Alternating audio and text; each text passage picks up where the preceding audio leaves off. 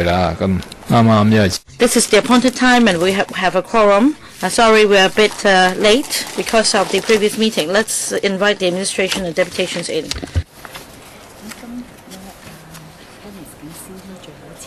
哦，係咩？哦，退休啊。OK。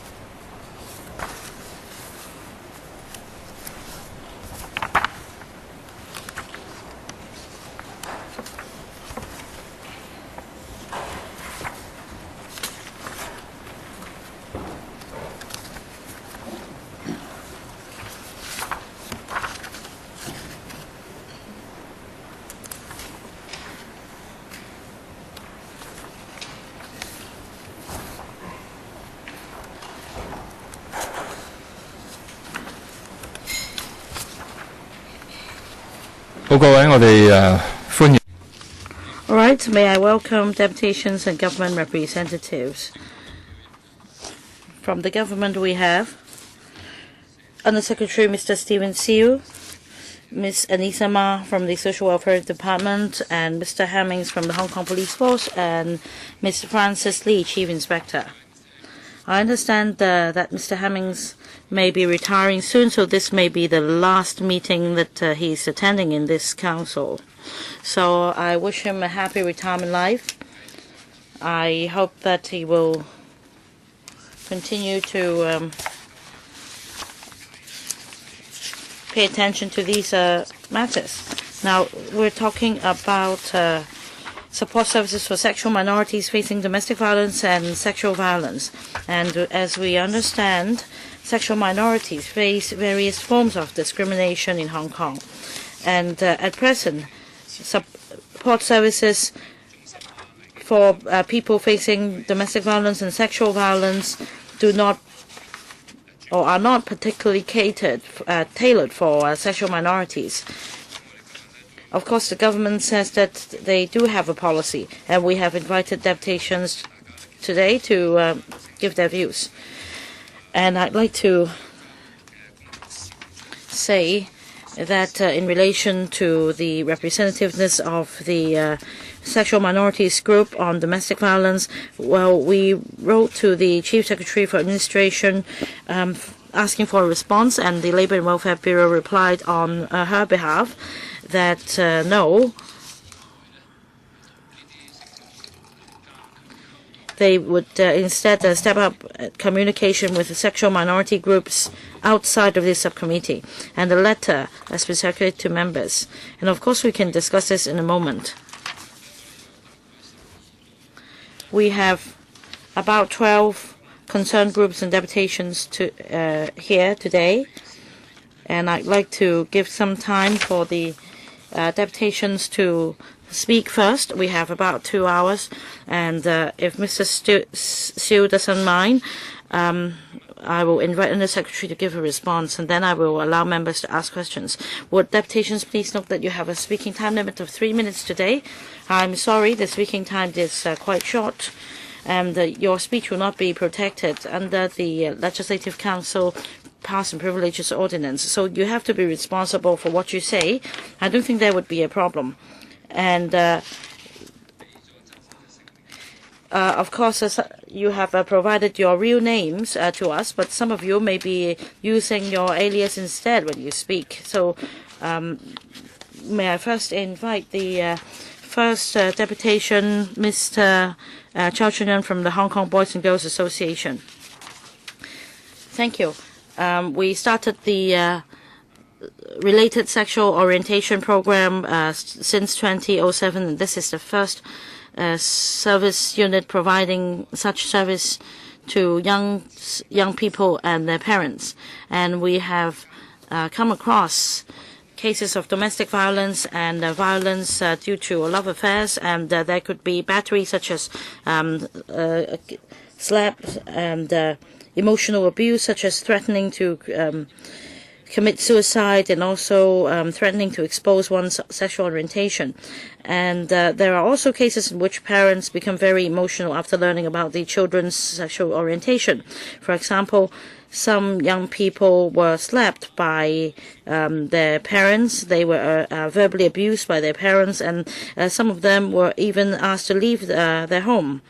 And very often the batterer did not intend to cause harm, but because of lack of support in the community and the problem of marginalization, these victims are emotionally disturbed and they couldn't find a way out, and they're also facing discrimination in the community, and they tend to be quite isolated. And mainstream service organizations may not accept homosexuals, and that's the victim's concerns. And as a result, they tend not to resort to these organizations for help. Although the relevant ordinance was amended in 2010, and that same-sex cohabitants are also covered, we understand that in the LGBT communities there hasn't been adequate publicity and education. The government's publicity and education effort mainly targets the public in general. There hasn't been any targeted publicity effort for the LGBT groups. And this is also one of the reasons why the LGBT community does not seek help from government organizations. And I think the government should step up publicity for these groups for them to understand the issue. And there should also be training for staff for them to be more sensitive and to understand better the LGBT issues. Thank you, Mr. Chow. Next, Ms. Zhang Fen Lan from DAB. Thank you, Chairman. Good morning. Now, on the issue of domestic violence, very often we didn't know anything until we learned from media about these domestic violence cases. But by the time we learned about these cases from the media, casualties or injuries could have occurred. And in Hong Kong, we do not want to see these cases happening. But it seems that day after day, we still see this happening, and it's getting more and more frequent, and the cases are becoming more and more serious. So we think that training for frontline staff should be enhanced. For example, usually in a DV case, the police would be called, and very often, according to victims, police officers would ask them to settle the dispute, and it would be treated as a family dispute or a domestic dispute. So, as far as training for police officers are concerned, more professional training should be provided instead of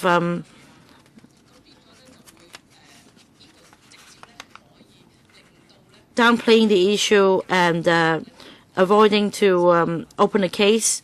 They should really do something so as to minimize the number and the frequency of such DV cases.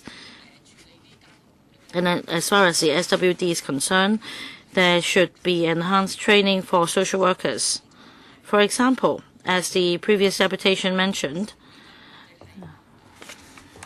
there may be people with different sexual orientations. And I have to ask whether the training has been kept up to date so that social workers know how to deal with these cases. And in domestic violence cases, sheltering is the most important area. However, for the so-called shelters, so to speak, the utilization rate has reached some 80 to 90%. So we'd like to know whether, due to increased demand, there is a need to increase such shelters, because the utilization rate of 80 to 90% is actually quite high.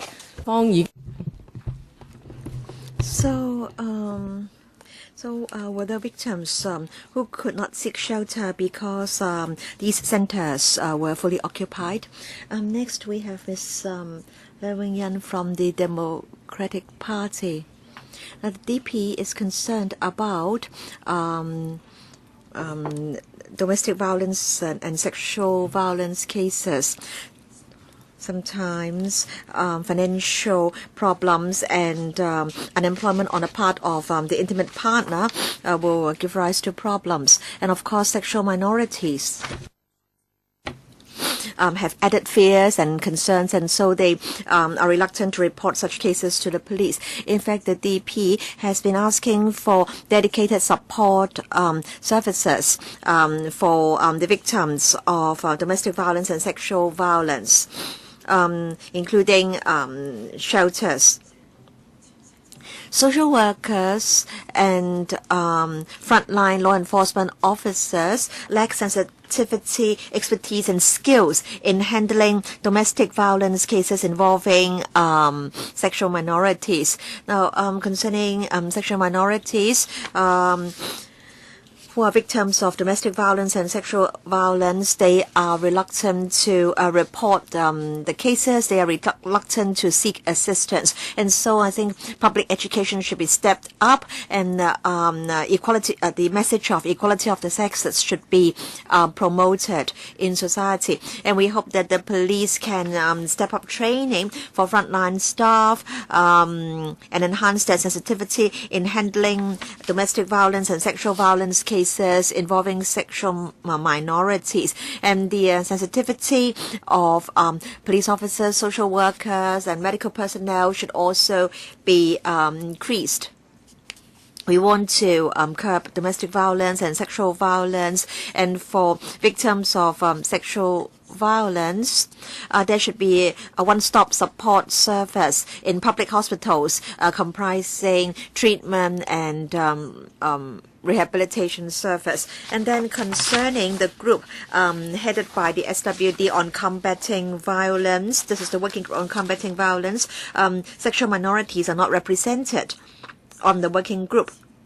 And so stakeholders representing sexual minorities should be invited to sit on the working group so that they can fully reflect the concerns and the needs of sexual minorities facing domestic violence and sexual violence problems.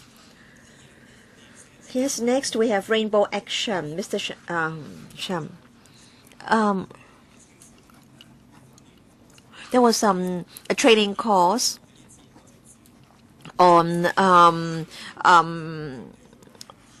trying to make people change their sexual orientation. In fact, that was a seminar or a workshop organized by the SWD, and I hope that I can the staff can give distribute copies to the members. And in fact, it's about giving treatment to sexual minorities to change their sexual orientation. And it is said that, in fact, if these people are willing to subject themselves to treatment, then their sexual orientation can be changed. So, in fact, this sentence can be found in the notes of the speaker. And so I can conclude that, in fact, the workshop was for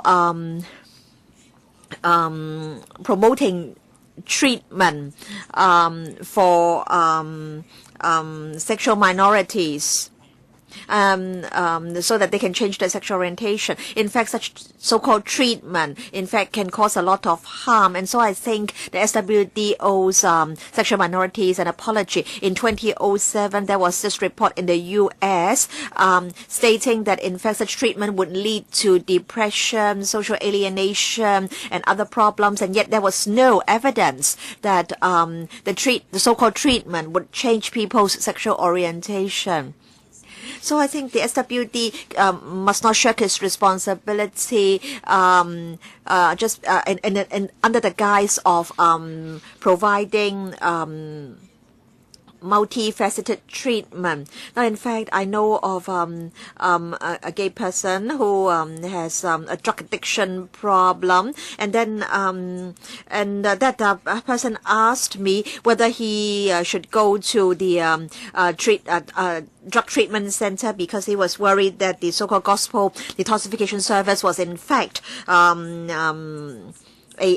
way to try to make him change his sexual orientation.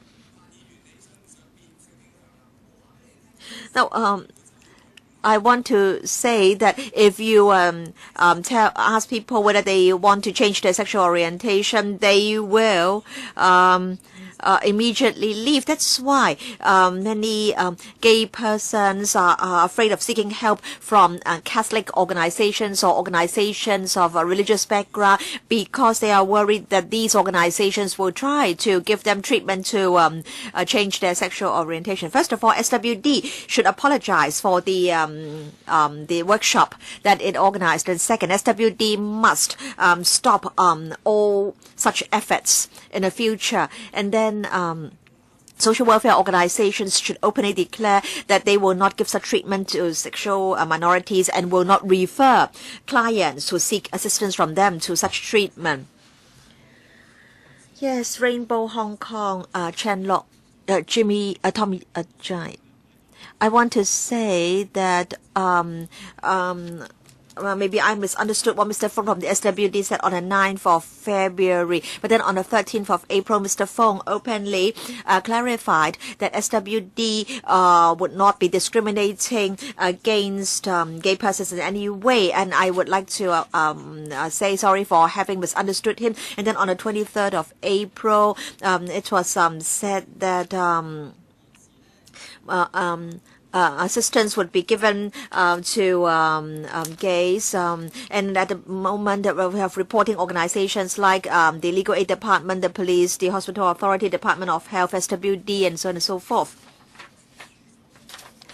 And then there is this organization which is not directly subsidized by SWD. So I want to know whether concerning these sexual minority organizations, can we make reports? I hope that the SWD can report.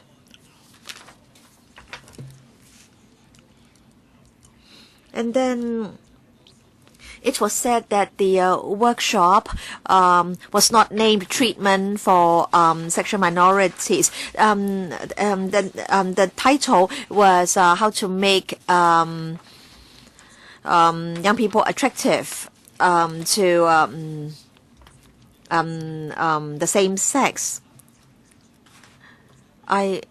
But I want to say that in fact that seminar, that workshop was really a training course to change people's sexual orientation, and that seminar was organized by the SWD. And then according to paragraph 13, there is no need to further expand the structure and organization of a working group on combating violence. If that's the case, then I think you should rename this working group on combating violence for heterosexual relationships, and then you can set up another working group on combating violence for same-sex relationships. If you can have two working groups, then we will not feel discriminated against. And then can you also promise that you will not seek to force people to receive treatment to change their sexual orientation or to refer those who seek help to such treatment? Thank you. Hong Kong Women's Center Association, Ms. Leung Yi. Miss Yu Wai from the Women Coalition. We are involved in drafting a guide for welfare organizations serving the LGBT community. There are 6 points. First, we want social welfare organizations to promise to be equal opportunity employers. The CMAB has come up with a code of practice for employers. And I think social welfare organizations must not discriminate against gay or lesbian staff. And then social welfare organizations should openly declare that they respect equal opportunities and should not allow their LGBT staff from being discriminated against, and then they should openly declare that they will fairly treat sexual minorities who seek assistance. And then for social workers who provide services for sexual minorities facing domestic violence, they have to have undergone adequate training and also suitable training. I want to say that for this guide that we've drawn up, we've sent it to integrated family service centers and other centers dealing with domestic violence cases. But none of the organizations have subscribed to it or have signed on it. And in fact, some of the organizations dealing with domestic violence cases have openly said that they will not sign the document, and none of these organizations have signed the code of practice issued by the CMAB. So how can we be confident that these organizations will treat sexual minorities fairly? Please do not think that providing 20 to 30 dedicated beds, providing separate rooms and shower facilities will be enough. I think both the hardware and the software are important. And then in 2013, there was a study which said that some social work students were Christians, and they had some bias towards people with minority sexual orientation, and also for Christian organizations, can they, in an unbiased manner, help sexual minorities facing domestic violence and sexual violence cases? And I want to say that in this paper there is a mention of this activity, playback theater, harmonious relationship. But I want to say that in fact this activity was not intended for sexual minorities. Thank you very much. I really hope that the SWD can really provide effective support services for sexual minorities facing domestic violence. Wing, when I was 14, I told my classmates that I was gay, and since then I have been bullied. And in fact, on one occasion, I was subject to the superintendent's discretion because some girls accused me of sexual harassment. And when I was 16, my dad and mom ultimately discovered that I was gay, and they went to my school and tried to seek some assistance from the teachers.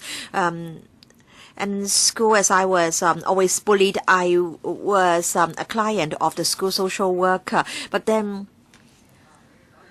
after my parents approached the teachers decided to refer me to a social worker at the Jockey Club Tin Shui Wai Center, and I was no longer given access to the school social worker. I want to say that the social worker had some religious conviction, and the social worker didn't really understand what problems a gay young person faced. In fact, I was discriminated against by teachers. My classmates didn't want to play with me, and I was also scolded by my parents for my sexual orientation. In fact, the relationship between I and my parents was very bad. We quarreled on a daily basis, and after a few months, my parents decided that I have to leave home. At that time, I was only 16. At that time, I didn't know what I could do. I didn't know who to turn to. I didn't dare to approach any social worker because I already had this bad experience of indirectly being invited to change my sexual orientation. So I did not think of approaching a social worker again. I mean, 5 years ago, I was in the university. I did not know any social worker who would help me. And I also found it very strange when a social worker asked me to turn straight. So I had no alternative, and then I approached Rainbow Hong Kong to take me in, and I would have become a street sleeper had the Rainbow Hong Kong not helped me by giving me shelter after I was driven away from home. And in the face of domestic violence or violence in a romantic relationship, you may not be able to find help. Very often, police would often insult gay people, especially young gay people, and many would ask us to change our sexual orientation and to turn straight, and we would be asked to go to a boys' home or a children's home. Well, 16-year-old teenagers couldn't be called a grown-up or young children, and it's really hard for them to approach the social welfare department for help. Is it really difficult for the government to help the sexual minorities? Should I really kneel and kowtow to the government for a shelter for LGBTs to be provided? This is just minimal protection. Will the SWT and the police please help? Thank you, Chairman. Thank you, Wing. And then Ba Zhao. Good morning, I'm Ba Zhao. I'm gay, and I was also a victim of domestic violence, and I came out to my parents when I was in secondary Form 3. From then on, my life totally changed. My parents became very emotional. My parents said that I was sick and that I should be taken to see a psychologist. And then my parents slapped me twice that night, and my life then changed. My parents then grounded me. They then imposed restrictions financially speaking. They also took away my mobile phone, and when they became suspicious, they would question me, and they would become emotional, and they would even hit me. I recall on one occasion they hurled a plastic chair at me. And such domestic violence incident carried on for 2 years, and I was in great pain. I was helpless, and I decided to run away. And at that time, Rainbow Hong Kong took me in. When I was most helpless, when I most needed help, Rainbow Hong Kong took me in, and they offered free shelter and offered me great support. And the staff there also helped me a lot. And as a victim, I felt really fortunate. I am attending this meeting today to appeal to members to note the problem of sexual minorities facing domestic violence. And I urge the government to set up a shelter for LGBT community. Only when such a shelter is set up can the LGBT victims of domestic violence be helped. Because if we go to an ordinary shelter, we would be afraid of discrimination, being discriminated against by other inmates, and I did not have any other choice then. I did not know what to do. I don't have much confidence in the refuge centers or shelters at the moment. I don't think they are really sincere. Have they supported the anti-discrimination law as far as sexual minorities are concerned? I'm also against LGBT domestic violence, so I think it is important that there is a refuge center for LGBT domestic violence victims. Next, from Hong Kong Federation of Women's Centers, Ms. Leung. Good morning. Our federation has been serving women of Hong Kong for over 30 years, and we have been in touch with sexual minorities, and we have all along attended to the needs of minority groups. And I have a number of points to make. As mentioned just now, sexual minorities face a different kind of domestic violence than other victims, and we need to pay attention to that, because this, in the guidelines, in the relevant procedural guide, nothing is mentioned about these victims. And as a frontline social worker, when somebody approaches me for help, I want to have an objective guide for me to handle the case. I don't think there is enough support. As for lack of sensitivity for frontline staff, apart from enhancing training, I think it is important to have a procedural guide for handling DV cases for sexual minorities. It will be very helpful. I urge the government to set up or formulate a new set of guidelines. As for counseling, I won't dwell into the point of setting up a new center for counseling LGBT communities. I think this is imminent that we should have this facility. Some sexual minorities victims have said that they have been turned down by the relevant support organizations. In fact, the sexual minority groups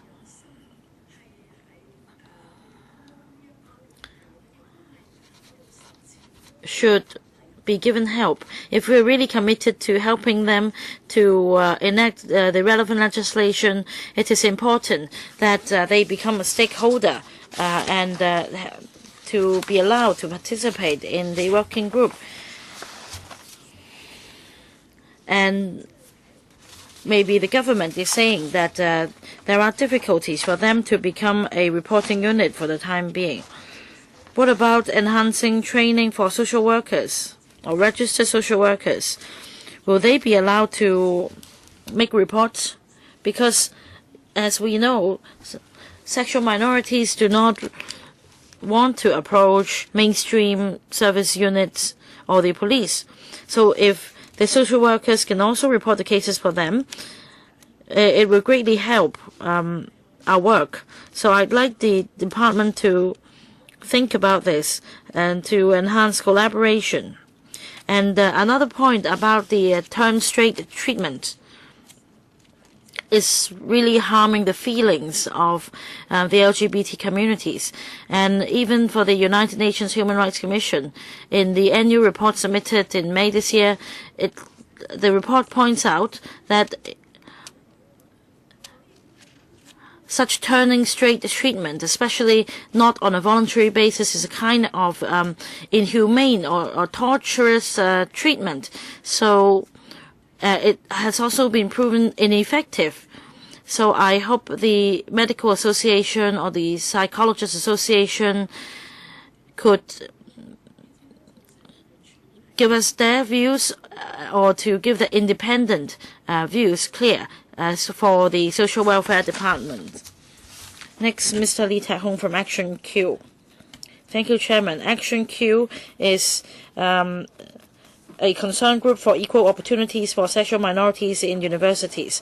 Although we seem to be more tolerant towards LGBT communities now, university students after coming out may still have clashes with their family members. And we also have members who, after coming out to their parents, was subject to beating by their family members, and the member was driven away by their parents, and yet the member would not tell the social worker in the university because of fear of his status being known to the students and the teachers, and the member also had no idea how to approach the LGBT organizations or the SWD services, and he just lived in various friends' homes and relatives' homes, and in the end, the family members located him. But still, despite taking him in again, the status as a gay person was not accepted by the family, and the social worker in universities are the only persons that these people can approach. And yet there are social workers in universities who, on knowing the sexual orientation of the students, would inform the family members. I think that there should be training for these social workers. According to the Social Welfare Department's information, there are only 2 to 3 sessions of training for social workers per year, but we think that the Social Welfare Department should review the courses and see if by taking these training courses, the social workers would really understand the needs of the LGBT communities. Because Dr. Hong Kwai Wah is in charge of the course, so we question whether they would really understand the needs of sexual minorities. And on on domestic violence, the relevant legislation offers inadequate protection. Although same-sex partners are also covered, sexual minorities themselves are not quite aware of the fact that they're protected under the ordinance. So publicity should be stepped up. And there is also a lack of guidelines for social workers when dealing with DV cases involving sexual minorities, and sexual minorities may be deterred from approaching social workers for fear of exposing their identities. And in fact, the beds for LGBT communities in these refuge centers are limited. Very often they are full, so there should be a dedicated refuge center or shelter for the sexual minorities. Last deputation, Eugene. I was once a victim of domestic violence, and I'm a homosexual.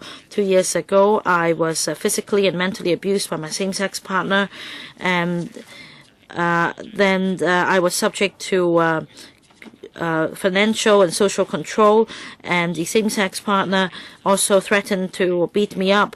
Although I was not actually beaten up, I was subject to the psychological abuse, and in the end I rang the hotline of an LGBT organization, and only by then did I realize that I had been the victim of such DV for a long time, and I actually had no one to turn to.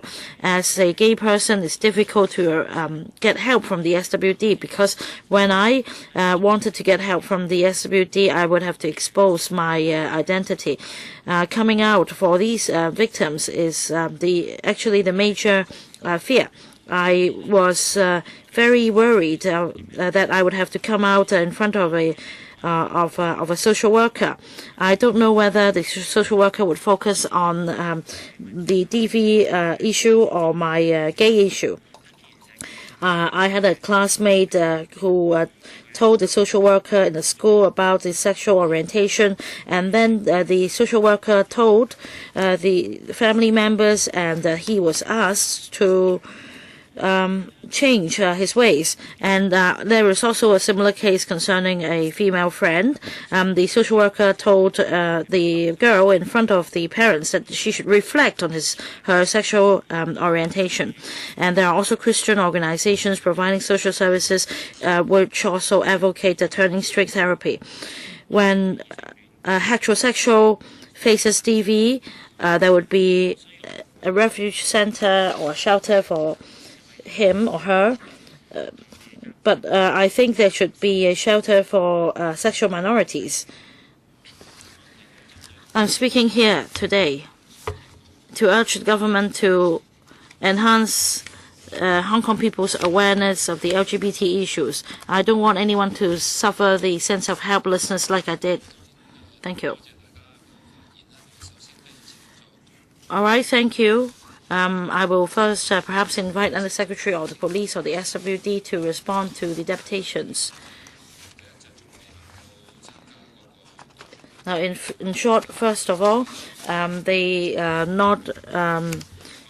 cannot join the working group, and there's also a point on training for social workers in the SWD, reporting mechanism, and turning straight therapy, whether sexual minority groups can report such cases. So your response. Thank you, Chairman. Well, let me give a succinct reply to the number of points raised by Chairman, and I'll see if the police have anything to add. I would like to thank the deputations for their valuable views and suggestions. And the first point I would like to make is this. Many deputations talked about the need to promote, to step up public education and publicity. So there should be public education, and also we should publicize the services that we provide among sexual minorities so that they know where to get help when they need help. The CMAB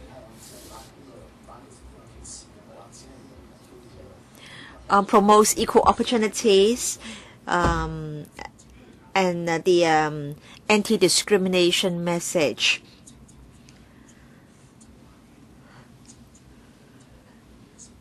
And then as to how we can step up publicity of our services among sexual minorities. In the past few weeks, I had meetings with frontline social workers from the various social welfare organizations.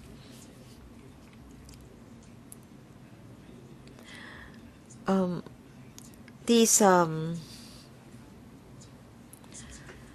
welfare organizations told me that there was little exchange with sexual minority organizations in the past, but now the situation has greatly improved, and now there are some joint activities or activities jointly organized with sexual minority groups. In fact, social welfare organizations go to places where sexual minorities frequent, distribute pamphlets to them, and make them aware of services that are available. And some social welfare organizations jointly organize talks with and other activities with sexual minority groups. And some tertiary students or university students are recruited as volunteers, and so participants and volunteers get to know more about the needs of sexual minorities, and also sexual minorities. Also, the message is sent to sexual minorities as to how they should remain resilient, and so that's the situation concerning cooperation with sexual minority groups. And then the working group on combating violence. Please do not think that sexual minorities are excluded from the working group.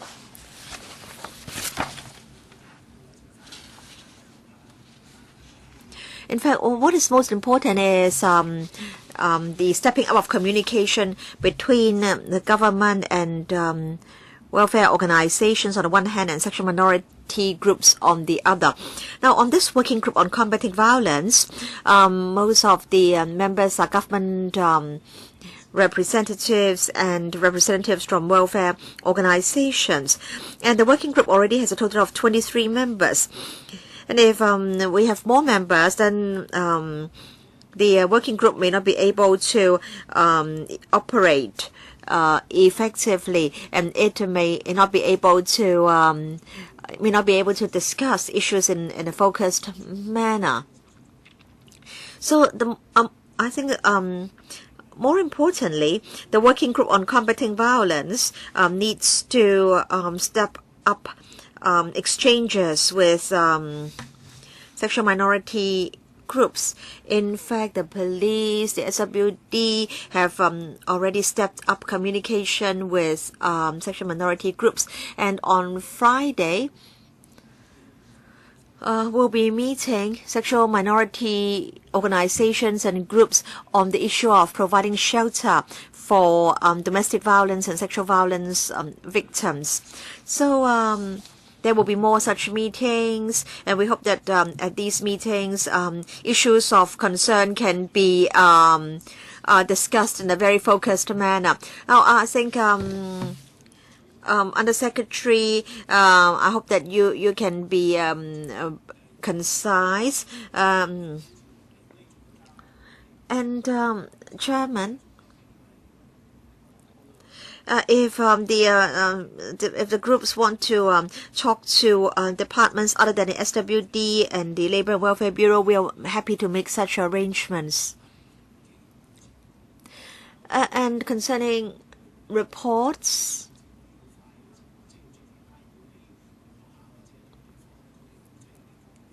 I think schools can also make referrals to welfare organizations or to Ms. Ma from the SWD.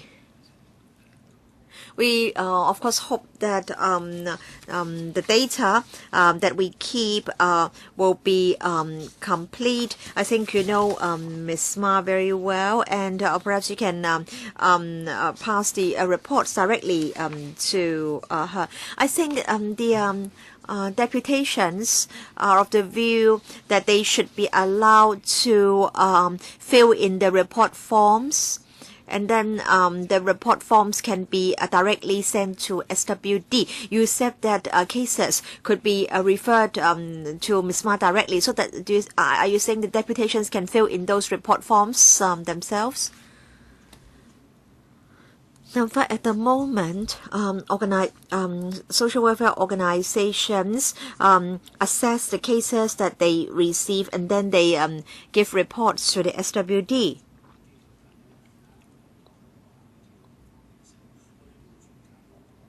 And of course, schools also refer cases to us.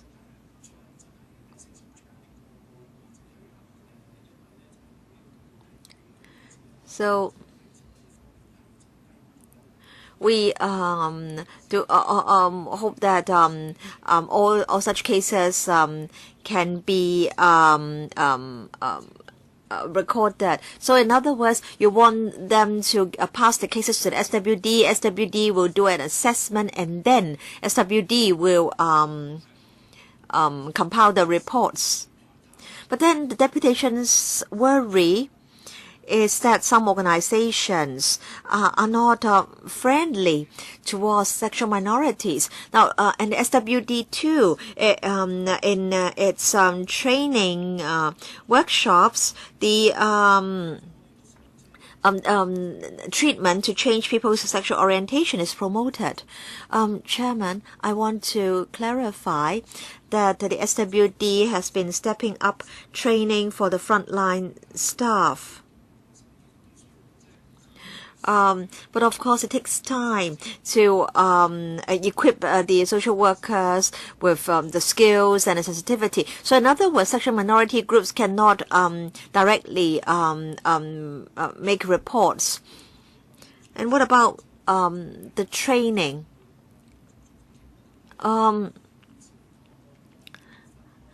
Chairman, I think as members are aware, many of the shelters or centers are very full.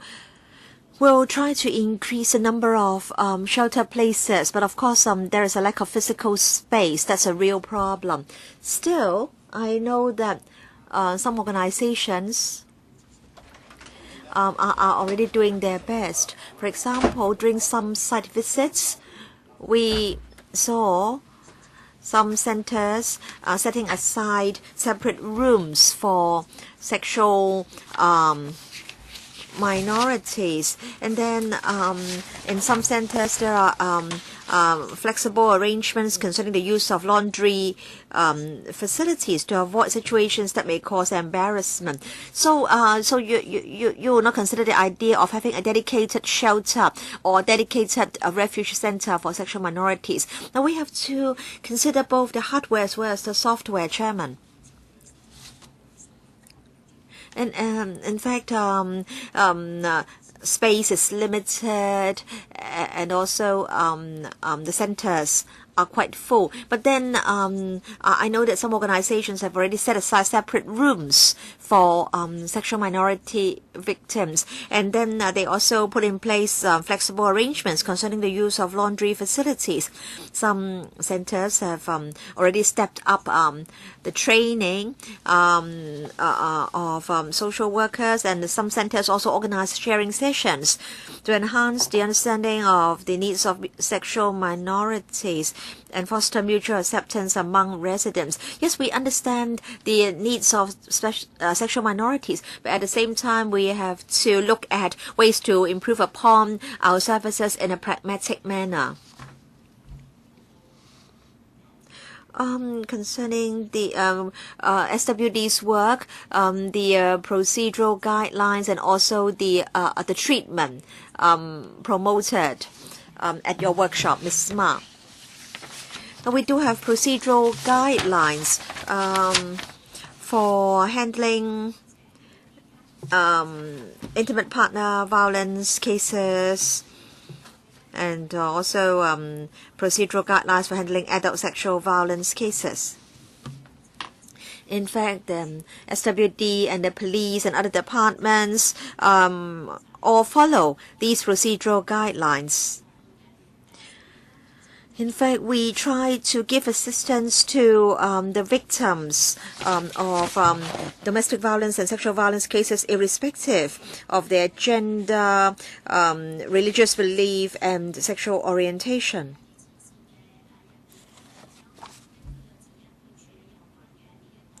And our staff do follow these procedural guidelines. But then sexual minorities do have special concerns, they have special needs, and so it's important that we step up training for the frontline staff and to enhance their sensitivity and skills in handling such cases. So we have the procedural guidelines. We also try to provide training for social workers concerning their sensitivity, their skills, and their attitude. And such training modules, in fact, have become standing items in our training program. So you do not have special procedural guides for handling cases involving sexual minorities. But then according to the deputations, the training that the SWD provides is problematic. For example, in one workshop, the treatment to change people's sexual orientation was promoted. Chairman, we understand that in providing such workshops and training, we have to be very careful. We have to have a high level of sensitivity, and so we are very careful in designing the course, in inviting the speakers, and in fact, members can see the training courses we organized in the past 5 years. We want to get professionals can you please, Ms. Ma, give more direct replies? Can you or can the SWD not promote such treatment in its workshops or training programs? Deputations have referred to the views of the UN and other medical organizations. And according to such literature, the treatment may cause a lot of harm. Chairman, concerning the content of the courses, we look at it very carefully every time, and we try to also reflect different perspectives. Sexual minorities have reflected their concerns to us concerning the treatment, and so in designing the content of a program, we will consider the emphasis, and we will of course make reference to medical evidence. Seems that you haven't given a reply. So what about the police? Any training to enhance awareness of sexual minorities? Thank you, Mr. Chairman. Thank you to the deputations for their comments and views this morning, which we have noted. I'd just like to reiterate a few points from previous meetings, Mr. Chairman, because of the issues that have been raised this morning, because I understand some of the deputations may not have been at previous meetings. First of all, from a police perspective, as law enforcers, we treat the issue of domestic violence very seriously. It's one of the Commissioner of Police's operational priorities. We adopt a multi-agency and cross-sectoral approach when we deal with cases. Our main aim as law enforcers when we attend the scene of a report is to protect the victims and possibly his or her children or family members, to ensure there is no escalation of the incident, and to make arrests if there is reasonable suspicion that an offence has been committed, and to take prosecution action if there is sufficient evidence. We mandate that a police sergeant will attend every scene of domestic violence, because we want to make sure that actions are taken properly in order to prevent any escalation of the situation. And we have procedures and guidelines in place to guide our officers how to deal with the cases. We refer cases to the Social Welfare Department for follow-up action if necessary, and we will usually do that with the consent of the victim making the report, and approximately 50% of all cases will be referred to the Social Welfare Department. If the victim or the person making the report does not consent, we still may refer the case to the Social Welfare Department without their consent if the matter is particularly serious, or we believe that there are factors present which suggest that the case will escalate into something more serious, in which case a police superintendent has to personally approve referral without consent under the Personal Data Privacy Ordinance. In respect of training, we do training at various levels in respect of handling domestic violence. And from our point of view, we expect our officers to treat all cases professionally and with sensitivity, irrespective of the gender or the sexual orientation of the victims or those making a report. And we do training in respect to domestic violence at foundation level for our constables and inspectors who are joining the force, at continuation training level for our investigators on our investigation course, both at the basic and advanced levels, promotion courses and continuation training as well. And this will incorporate elements of same-sex incidents or sexual minorities and awareness training in respect of how to deal with those. Mr. Hemmings, Mr. Jennings, Mr. Hemmings, you have been talking about your work in principle. Now, if you don't have information at hand, please do provide the information after the meeting. We'd like to know the police's approach to handling sexual minorities cases, sexual minorities who are subjects of the case. the relevant training, the frequency, and what the training is about. Please do give us this information so that we know in relation to sexual minorities in DV cases or sexual violence cases or in other circumstances, what training do you have for the police officers? Chairman, I can give you a general answer now, but if you want specific details, I think we might have to either write to you or provide them. Yes, please do give the information to us after the meeting. I'm sorry, the floor will be open for members to ask questions. We still have 55 minutes to go, so there should be ample time. 5 minutes for each member. Dr. Helena Wong, Ms. Emily Lau, Mr. Chen Chi-chun, and Mr. Peter Zhang. Dr. Helena Wong.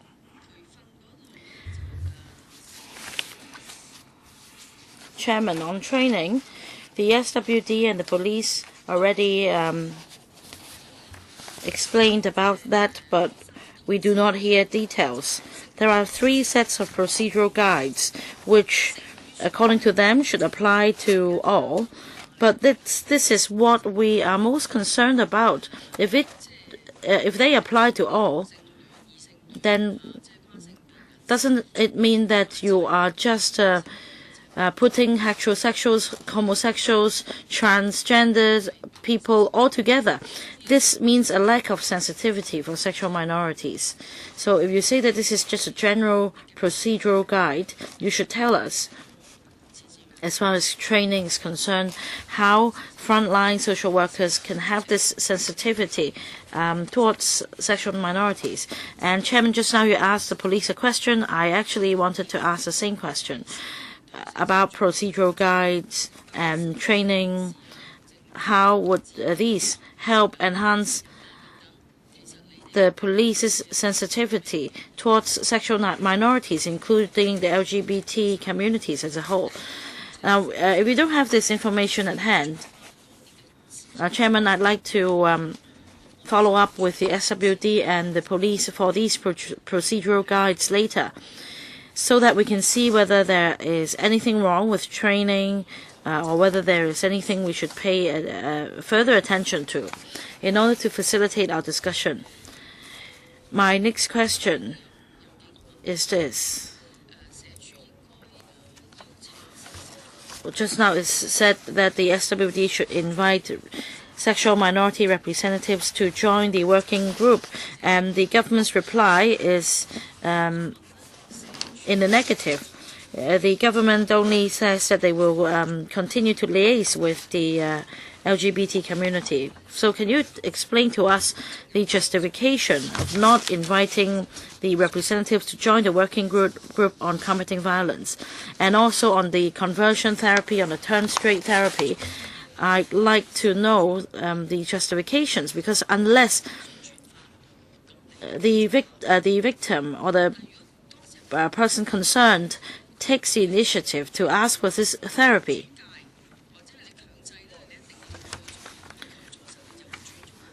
can you make a mandatory referral for such a therapy without the victim's consent? Yes, Under Secretary. Chairman, on the first 2 points, I think I will take them. On conversion therapy, I will defer to the SWD, and the police would also answer the parts related to them. On training, Dr. Wong, in the annex of the paper, it sets out training programs in recent years, the issues involved, the target participants, and the name of trainer. You can see the details there. The second issue on the working group, I want to reiterate that we acknowledge definitely the need to step up communication with sexual minorities groups. And when formulating any policy or initiatives, we must exchange views with sexual minority groups so that all measures and policies can address their concerns as well. Now, this working group is just a working group. the membership comprises government representatives and NGOs, and that's it. We need to consider a number of factors if we are to have more members.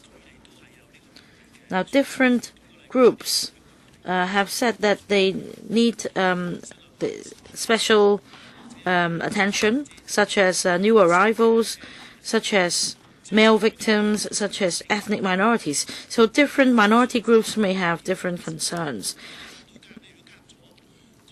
So if we allow your representatives to join, then we should allow more representatives from other minority groups to join. But then there will be a question on whether we can have an effective discussion within the time limit. We do find this difficult. On the other hand, we would rather step up communication with different groups so as to bring their concern to the discussion of the working group, and we'll continue to liaise with them, and I think this is the better approach. So how many members do you have for this working group? 23. Of the 23 members, how many of them are homosexuals, how many heterosexuals? No, there is no such distinction. It is based on service organizations. No, we don't distinguish the members by which ethnic minority group or which sexual minority groups they come from. No, but you need to persuade us that the working group is representative enough.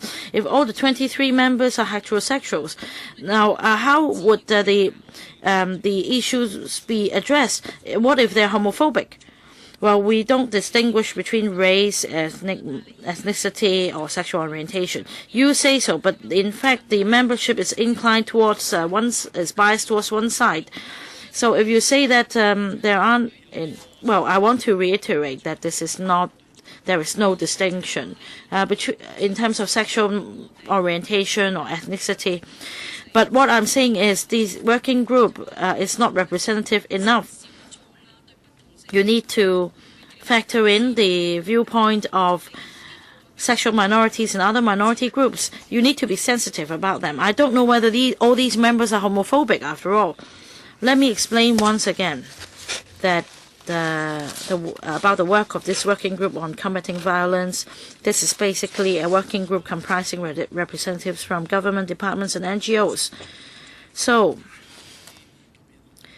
in seeking views from sexual minority groups and other minority groups, we would like to establish a mechanism of constant exchanges and liaison with these groups.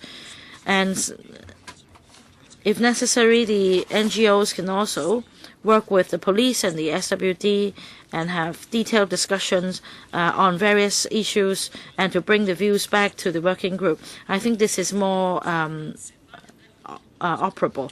Well, is it because that all your members are homophobic and that you are so afraid of letting LGBT members join? No, we have no intention at all. Well, if this is not your intention, you should allow them to join.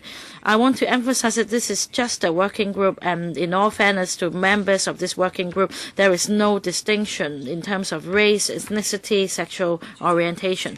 Ms. Emily Lau. Chairman, I am really agitated by what the Undersecretary said. First of all, I thank the deputations for coming, and I commend you for your courage. And sexual minority groups in Hong Kong have been subject to so many grievances. And there are those who would approach the LegCo, and yet they would like to have closed-door meetings only. And some would not even dare to tell their names. So the biggest problem is why wouldn't you allow LGBT representatives on the working group? Have you considered the United Nations? As far as eliminating discrimination is concerned, we have had so many discussions. It's not up to the government or you, Undersecretary, to decide. Well, even if you let 1 or 2 LGBT members to join, can it really eliminate discrimination? No, but at least there is a sense of sincerity. If you don't even allow any member to join, then it's really questionable. And on the conversion therapy, we asked time and again, and they still refuse to reply, because in the SWD there are people who really discriminate against this and who really cannot accept it on various grounds, such as religious grounds. And in Ireland recently, there had been a referendum for same-sex marriage, and you can see how advanced they are. And still, we are sitting here in this meeting talking about whether we should allow an LGBT member to join a working group. They would think that we're from Mars. So, Chairman, I think definitely there should be a representative on the working group, and you should deal with the conversion therapy. And there won't be segregated facilities for LGBTs or sexual minorities in shelters. Well, Mr. Hemmings, I wish you happy retirement. Good for you. But I hope that next the police would send somebody with a sensitivity to join our meeting, because we can't go on like this. They aren't even willing to allow a member to sit in the working group. We also have Ms. Chen Yun-han here. We have members from different political parties. So let's tell the government what we want. Undersecretary, I can only repeat that we do not say in a composition of the working group on combating violence have to have a certain percentage of members who are heterosexuals and a certain percentage who are homosexuals. That's not the way the working group operates. This working group will continue to communicate with sexual minority organizations. Now, I think I need to step up communication with the secretary. Next time, I think the secretary should come. I think it's important that different political parties in the council join hands to send a very strong message to the government. I think we need to tell them what exactly we want. Now, you see, there is discrimination in society against sexual minorities. And concerning domestic violence and sexual violence cases, I think sexual minorities who are victims in these cases are even more vulnerable. I think it's important that in the working group on combating violence, the needs of sexual minorities can be fully understood. And so appointing some homosexuals to sit on the working group will help the working group's work. Appointing these members will not harm the work of the working group. You keep saying that you're going to continue to communicate with the sexual minority groups.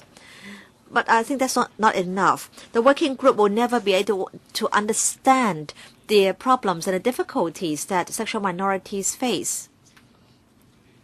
And for the working group meetings, are they open meetings? Is the agenda made public? Are there minutes? Can the sexual minority representatives observe the proceedings? Yes, Chairman, thank you. This working group doesn't hold open meetings, Chairman. We discuss sexual violence and domestic violence cases in the working group, and we understand that different organizations and groups in society are concerned about the problems of domestic violence and sexual violence. Where appropriate, Chairman, we may invite certain groups to attend our meetings to tell us so that they can tell us their concerns. And also,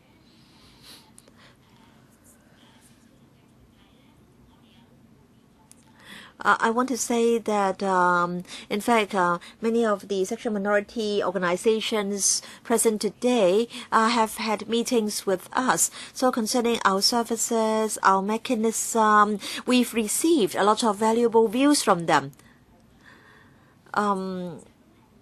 And I think this form of communication and cooperation has worked well.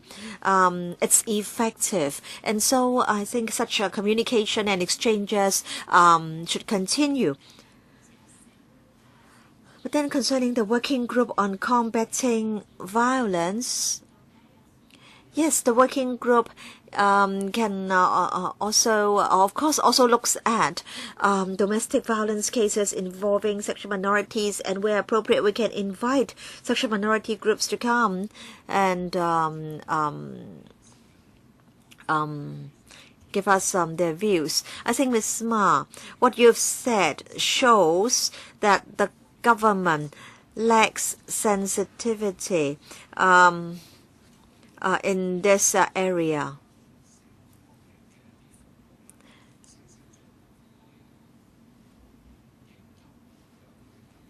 We do generally agree that when it comes to domestic violence and sexual violence cases, sexual minorities do have special needs. And so they do have their own perspective. So it's not right to say that for some of the issues, you need to have some discussion with them. You need to take into account the perspectives of different people, ethnic minorities, new arrivals as well. I understand that my colleagues do have some rather strong views. So the next member is Mr. Chen Chi-chun. Now, I want to say that, in fact, we've written to the CS4A asking her to include sexual minority representatives on the working group. And the SLW has replied on her behalf. The SLW has formally rejected the suggestion. So what should we do? Should we send a reply to the SLW stating our position again? All right, we will deal with this issue after members have asked questions. Mr. Chen Chi-chun, yes, I agree with you, Chairman. Now, Chairman, you said that society lacks sensitivity with regard to the issue of sexual minorities. But my view is that, in fact, society is being too sensitive about anything that has to do with sexual minorities. And so the government doesn't want to take action because it is worried that there will be a controversy. Now, concerning the conversion therapy, in fact, that was in a workshop in 2011. Why is it that the representatives are still talking about something that happened in 2011? That is because everything works on the basis of mutual trust. Now, some people, some sexual minorities may do not want to seek assistance if conversion therapy is imposed on them. They would rather die. Now, it is not that sexual minorities are mean. They keep on talking about what happened in 2011. But you know, the government is very stubborn and it doesn't want to admit its mistakes. I believe they may not do it again. They may not promote conversion therapy again, but then they will not openly make such a promise. You want this product to be removed from the shelf, so to speak, and the government may say it is not on the shelf. It is simply not on the shelf. I really do not know what can make sexual minorities have more trust in the government. Now, I don't think I need to refer to medical literature and what Mr. Obama has said concerning conversion therapy. We all know that it does harm. But social workers ask sexual minorities whether they want the therapy. It's not free choice. Why should you want to ask a client whether he wants the therapy? So will I ask a heterosexual whether he or she wants some therapy that will change their sexual orientation? I think that's an insult. And then in 2014, 2015, the activities, the total number of hours, only 4.5 hours, 120 participants. And one of the activities was for heterosexuals. And there was only a 1 hour course for homosexuals. You keep saying that you are trying to increase sensitivity, but do you think 4 hours or a 1 hour course will be enough? Perhaps you can say it's better to have it than not to have it. So please be serious when you do your training work, and please do not think that by offering a few hours of training, then you can work miracles. Can I ask the deputations here this question? What does the government need to do to get your trust? We have been discussing this matter for a long time, but no progress has been made. Yes, Women Coalition of Hong Kong. The SWD said that there were procedural guides, and the procedural guides were very good. I think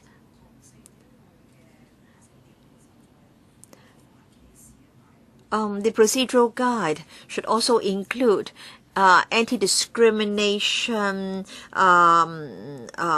for homosexuals, and also it should be stated in the procedural guide that the clients will not be advised to undergo conversion therapy.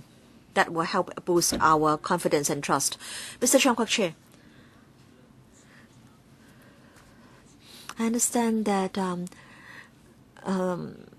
our friends sitting on this side of the conference room really want to join the working group, but the Bureau has time and again said no. I don't really understand the real reason. Now, if you allow them to join the working group, you are in fact showing that you respect them. And you can also allow ethnic minorities to sit on the working group. That would also show that you respect them and their status.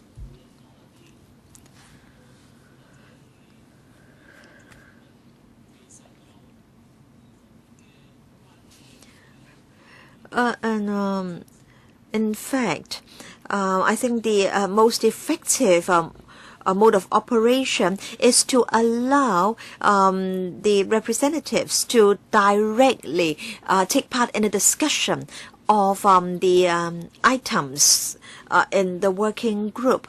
The Undersecretary said that there will be meetings with the organizations from time to time. Yes, such meetings are important, such communication is important, but then they also want your feedback.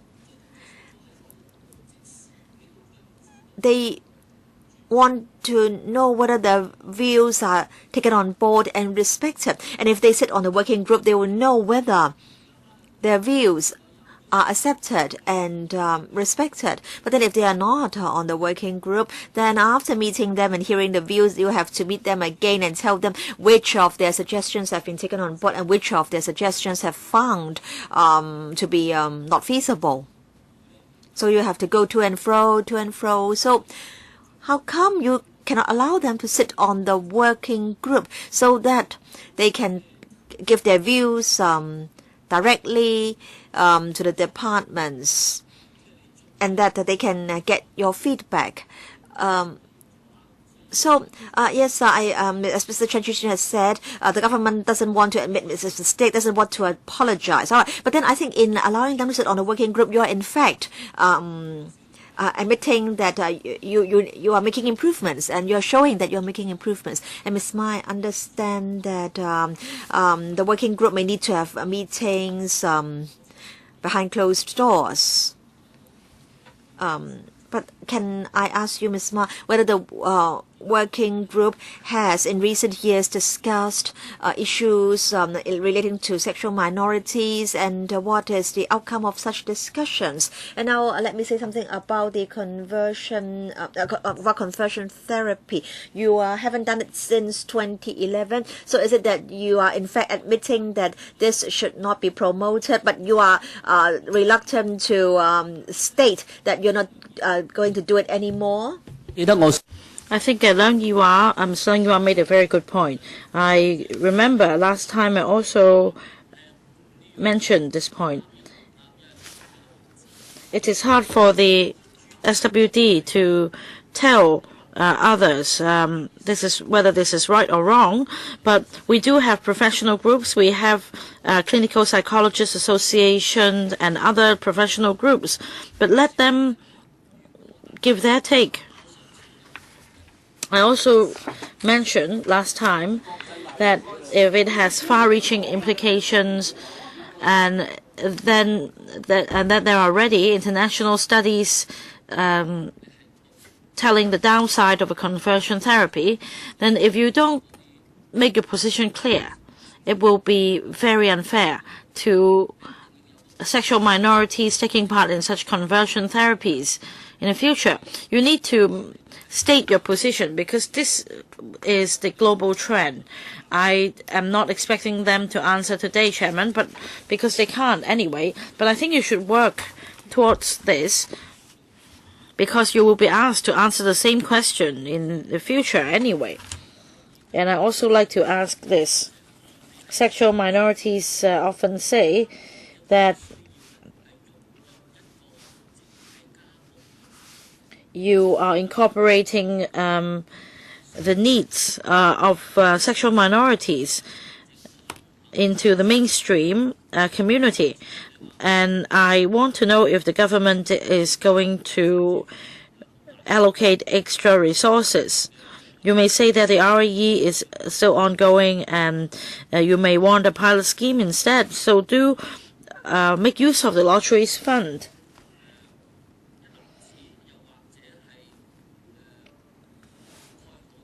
Because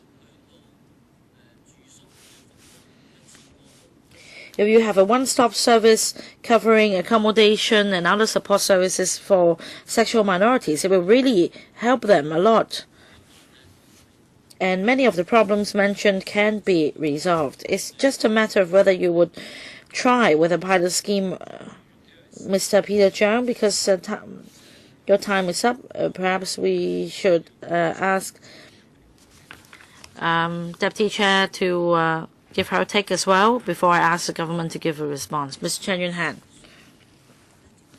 Now, I want to say that as far as this issue is concerned, the government should put herself in other people's shoe. They may have different views on sexual minorities. But on the other hand, I don't think their request is outrageous. They request to join the working group. The working group aims at understanding the government policies. I don't know why you are keeping the gate. And you also made an excuse about other minorities groups such as ethnic minorities. I don't think this is an issue. The government should understand that when there is no mutual trust, problems will arise. So why don't you allow them to have a representative on the working group?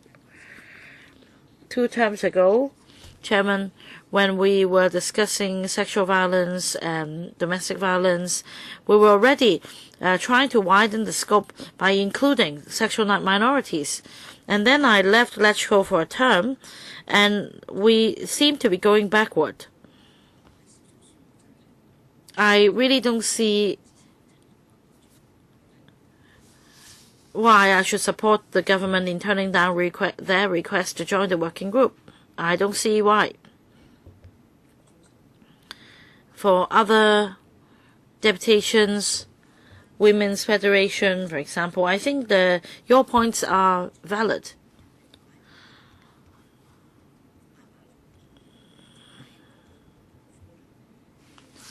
On support services, well, you should think about this.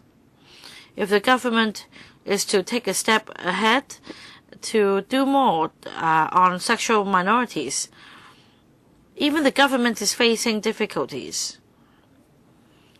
So if you just put sexual minority groups with mainstream victims in the same shelter, you should understand the pressure they're facing, because even the government is facing pressure when it wants to do more. So if you put all these people together, you should consider the problems. Of course, I would like to say to deputations here today that you should not isolate yourself. We have different orientations, and that the community should respect you. I think the government should not turn a blind eye to their problems. You know, they get very emotional. They have different issues. So the government should consider their difficulties. And if you do that, you should accept the members' suggestions. So I really feel strongly that the government should make a move. Now, Undersecretary and the SWD just now explained about this, but I really don't see why. There may be divergent views in the community, but this is just a request from them. I reiterate that you should put yourself in their shoes.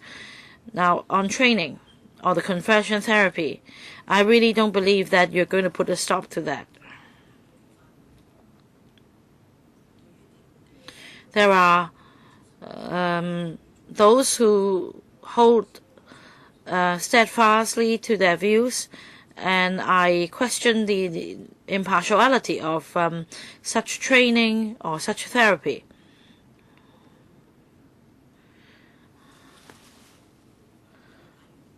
Well, I think you should not just think from your perspective. You should consider their perspectives as well. The minority groups have their own problems. They face their own issues. So you should widen the scope. So I say once again, put yourself in their shoes.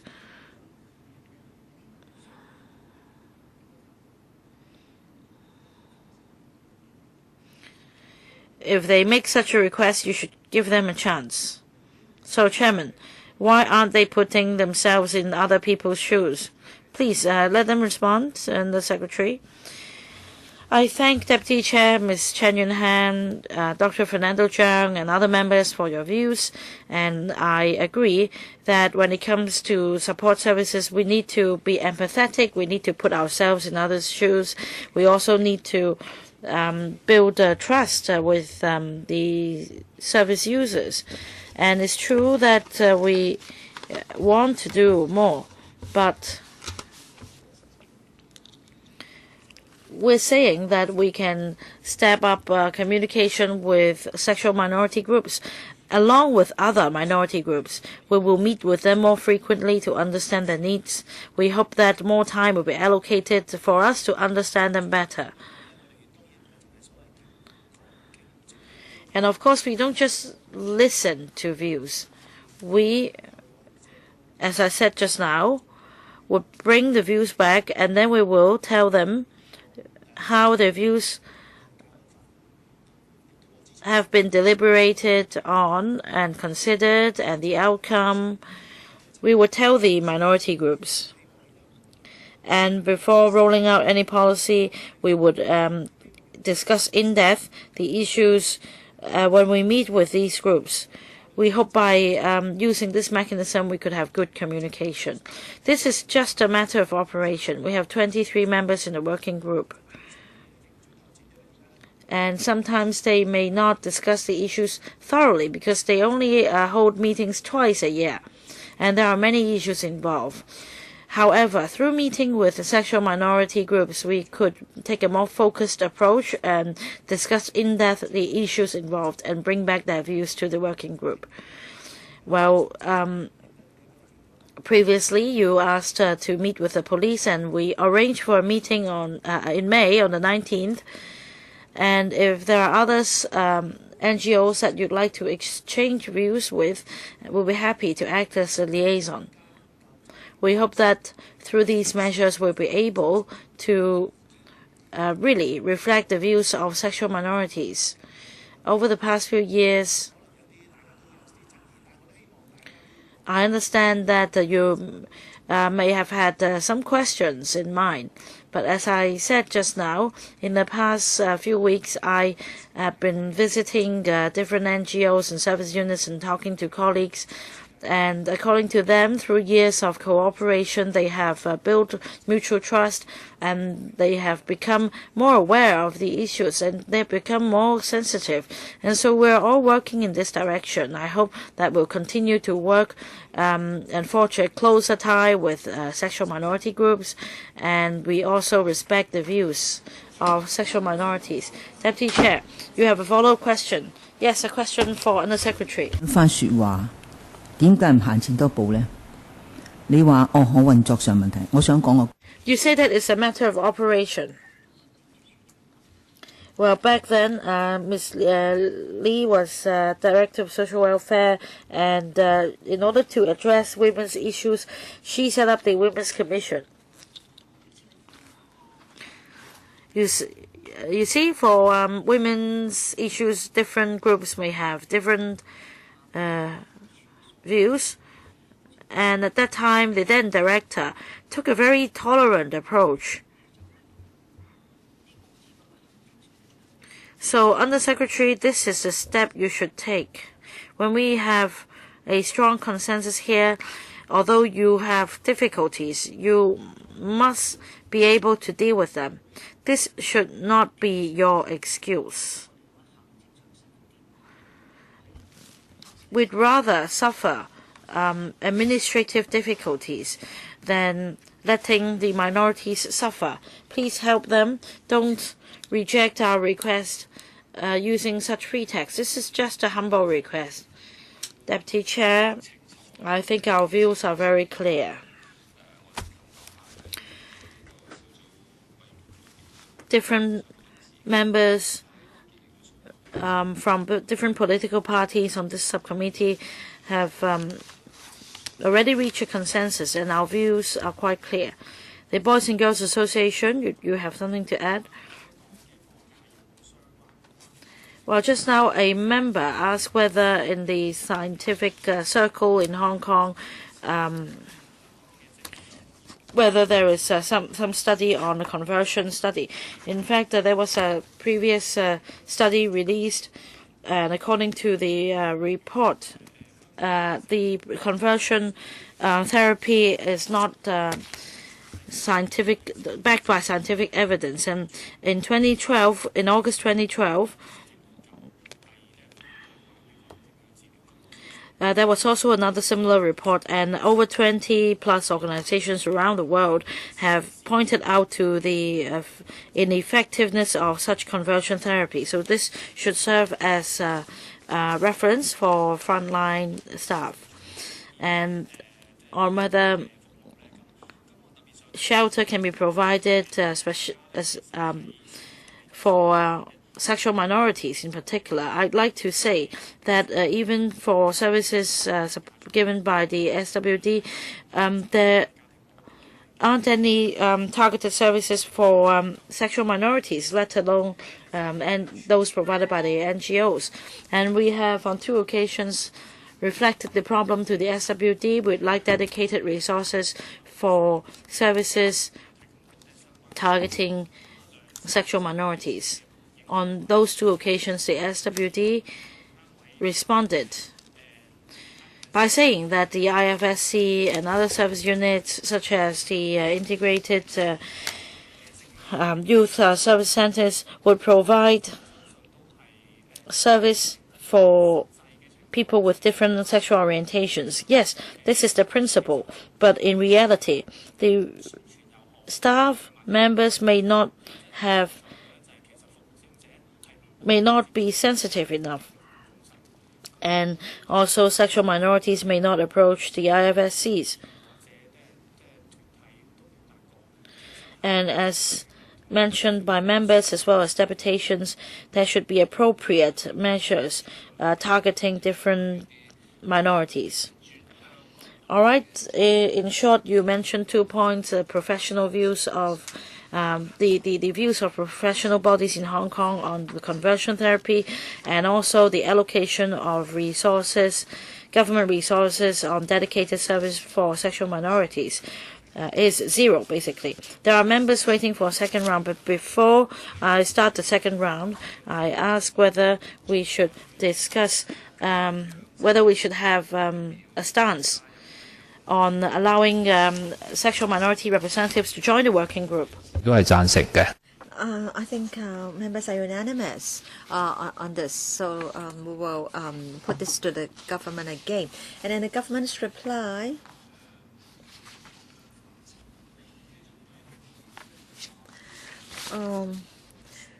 we see the terms of reference or the functions of the working group, and one of them is that the working group can set up subgroups to look at special issues.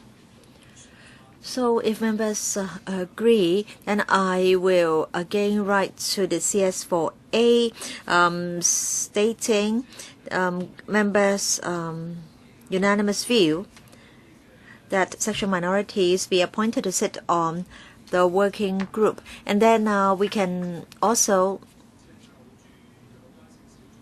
suggest that a subgroup be set up under the working group to look at the needs of sexual minorities. So do members agree that or we should make this suggestion as well?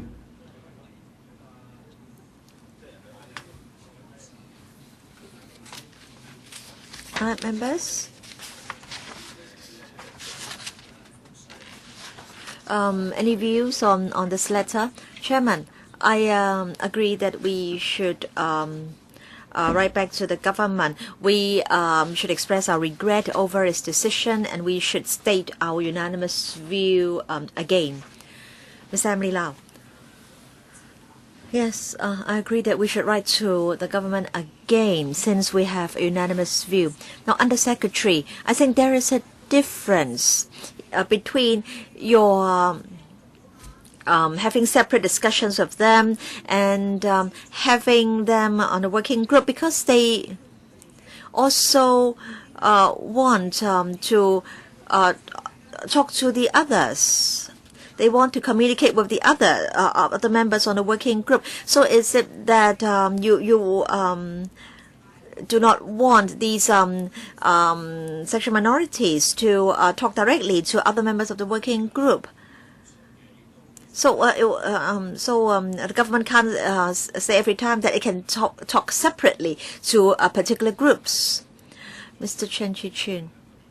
In fact, we are trying to help the government make a decision. So your first worry is that there will be too many people, and that will make the operation of the working group inefficient and effective. And I was just going to ask whether whether you're going to review the membership. And then second, your second reason is that there are only government representatives and the service providers on the working group. So I think you should also review the composition. There should be outsiders. There should be sexual minority representatives. Mr. Chan Kwok-Chi. Yes, Chairman, of course I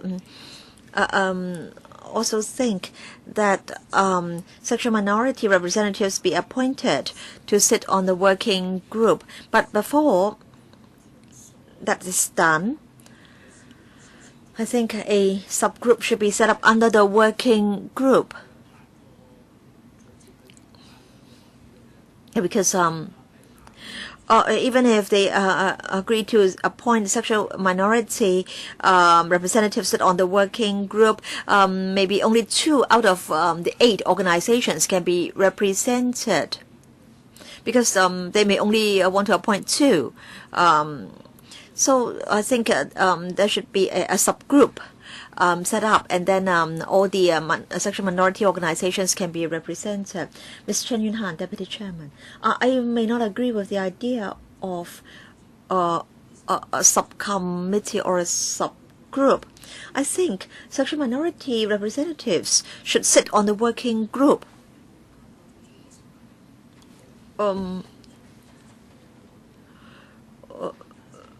I think the idea of a subgroup is not really totally desirable. They want to sit on the working group. No, they are already suffering a lot. They face a lot of pressure from society, from their parents, from their peers. So I think they should be appointed to the working group.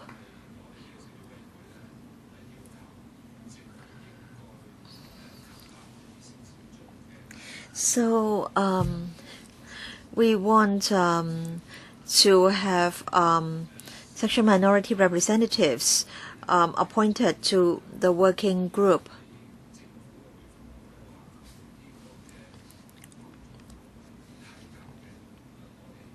And it is said in the reply that the working group can set up subgroups. Do we want to include this point in our letter, requesting that a subgroup be set up? If there is no unanimous view, then we'll not include this point. Yes, of course. I think it's better it's better to be able to have some say. And I agree with Ms. Emily Lau and another member in that, in fact, respect is very important. And I think we would prefer to sit on the working group itself. All right. So I'll write to the CS4A.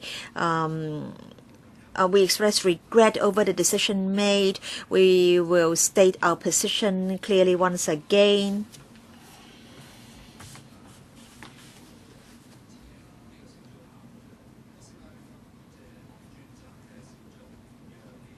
And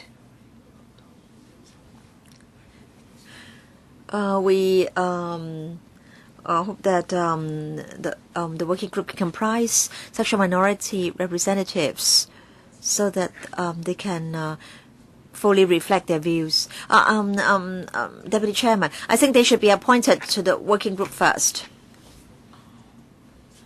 I think they should be allowed to formally, or they should be formally appointed to the working group. Whether a subgroup should be set up is a separate issue. All right. We have 8 minutes left, and we have 4 or rather 3 members who would like to speak. Ms. Helena Wong, I want to follow up on a training provided by the police and the SWD. The Undersecretary said that there was information in the annex. Yes, that's true, but we do not know the content of these training programs. So perhaps you can show me the PowerPoints. For example,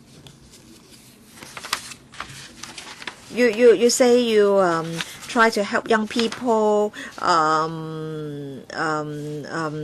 acquire some skills to get along with their parents. How? So it's not enough to just briefly tell me the content of the program. We want the materials. Perhaps you can give us the materials or the links, please. Mr. Chen Chi-chun. Why is it that last year there were only 4.5 hours training? In previous years, there were more hours of training. And then sexual minority groups want to be represented on the working group. They feel that social workers do not know how to help sexual minority victims. That is because many of these organizations have religious background, and they do not seem to really accept sexual minorities.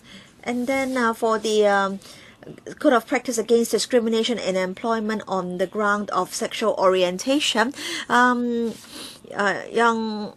Weiwei is right. None of the welfare organizations have subscribed to or signed this COP. And in fact, is it that some organizations have already declared that they will not subscribe to the COP? That's quite alarming, because the COP is drawn or was drawn up by the government. So how come they can decide and openly declare that they will not be signing the COP, and they will not be subscribing to the COP?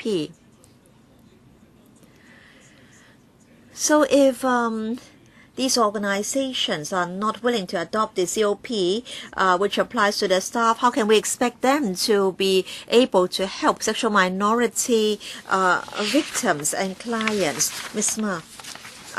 Chairman, concerning 2014-2015, the second course, 11th September 2014. In fact, the number of hours should be 7. In fact, we do have these programs annually, and for 2015-2016, there will be training programs on sexual orientation. Then some members say that NGOs may have religious background, and so they may have some bias towards sexual minorities. But I want to say that all social workers have received professional training, or they would not have become social workers. And then concerning providing service for sexual minorities, yes, social workers will need more skills and sensitivity, and that's why we are continuously providing training courses. But Ms. Ma, Mr. Chan is saying that some welfare organizations have already declared that they will not be subscribing to the COP. But the government has signed agreements with these welfare organizations, and these organizations receive public funds in return for the provision of certain welfare services. So as subvented organizations, how can they refuse to subscribe to a COP published by the government? The COP is about agreeing not to discriminate against staff on the ground of sexual orientation. Mr. Chairman, And we do have service agreements with organizations. And in these service agreements, the types of services to be provided are detailed. And then concerning the point that some organizations have not subscribed to the COP, I have to go and check. Now, Chairman, I'm not saying that that the government has to dictate that all social welfare organizations receiving government subvention will have to subscribe to the COP. But then at least government can ask them whether they are aware of the existence of the COP, and that they should also subscribe to the COP. Yes, Ms. Ma, perhaps out of the 160 odd subvented organizations, you can tell us which of them have subscribed to the COP and which have not, and which have openly declared their position that they will not be subscribing to the COP. Can you give us this list, please, Ms. Ma, after the meeting? Yes? Chairman, try to find out what the situation is. You want to find out what the situation is, so you can't provide us with this list. Chairman, no, we have service agreements with the welfare organizations. These service agreements detail the types of services to be provided, and we are responsible for, of course, monitoring the quality of service that they provide. But I want to say that in our service agreements, there isn't any clause or condition on the COP. But I think it's just a piece of information whether the welfare organizations have subscribed to the COP. Can you give us the information? Yes, Under Secretary. Well, we'll get an understanding from the CMAB first. I'll reply to you later. Yes, give us this information if you can. Mr. Peter Zhang, well, I have to extend the meeting by 5 minutes, first of all. Chairman, I read the 3 points in the procedural guides. I read the 3 procedural guides, and they don't have much to do with work on the sexual minorities. They may say that they're incorporated, but I think there should be a separate procedural guide for handling cases involving sexual minorities, so that staff would know the government's stance.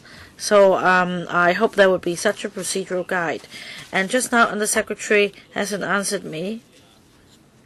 And the Boys and Girls Association, Mr. Chow, also expressed the same point. If there are resources for work on sexual minorities,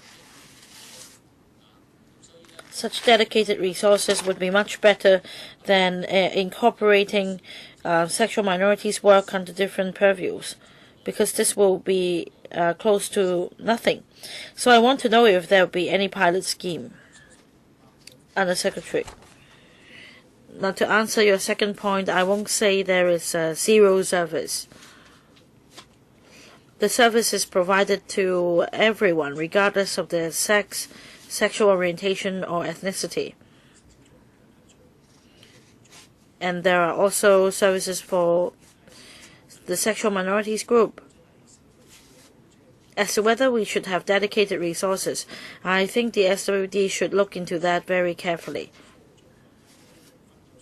Because some services are provided by a particular unit in the SWD, and we need to go back and see if targeted service can be done. And in fact, next week we will meet with the representatives and get an in-depth understanding. What about the procedural guide? There is a procedural guide for handling child abuse cases, for handling intimate partner violence cases. This is where lines are drawn. But apart from sexual minority groups, people from different groups may experience the same And the general principle is to follow the existing procedural guide for handling domestic violence cases. So the answer is no. I understand that it's been incorporated in these procedural guide. I'm saying that this is not good. I want a separate procedural guide to highlight the issue, so as to make the staff handling the cases aware of the issues. Well, at this meeting, we might not have been able to convince the government to change, but we should bear in mind that sexual minorities have special needs. And as far as social service is concerned, at present, there aren't dedicated resources for sexual minorities. For the Boys and Girls Association of Hong Kong, they get their own resources in this regard. So for domestic violence cases for sexual minorities, it's not that sexual minorities don't get any service. They just don't get their dedicated service. So we have a consensus at this subcommittee and the deputations that there should be some kind of dedicated service for sexual minorities, in particular on crisis interventional support. And for training, conversion therapy in particular, you should make it clear that it will not be included in your training program. And as far as training is concerned, you should make it clear, or as far as the reporting mechanism is concerned, you should make it clear that sexual minority groups should be able to report DV cases to you. And the subcommittee should have a clear stance on this. And on a procedural guide for handling DV cases involving sexual minorities, we believe that there should be a special procedural guide for sexual minorities in this regard. So these are the messages for you to bring back to the working group for further discussion. Meeting is adjourned here. Thank you.